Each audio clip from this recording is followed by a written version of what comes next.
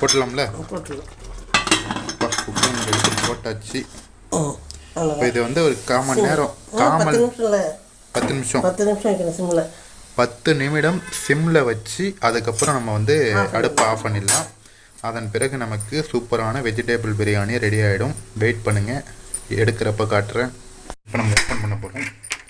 எப்படி இருக்குங்கிறத இப்போ பார்ப்போம். சூடாக இருக்குது. அப்பா, வேறு லெவலில் இருக்குது. பிரியாணி நமக்கு ரெடி ஆகிடுச்சு. சூப்பராக இருக்குமா? வாசனை அல்டிமேட்டாக இருக்குது. அருமையான பிரியாணி நமக்கு, சாரி, வெஜிடபிள் பிரியாணி நமக்கு ரெடி ஆகிடுச்சு. பாருங்கள், சூப்பராக இருக்குது. நான் டேஸ்ட் பண்ணல, இருந்தாலும் ஓகே, அருமையாக இருக்குது. புலப்புலன்னு இருக்குமா?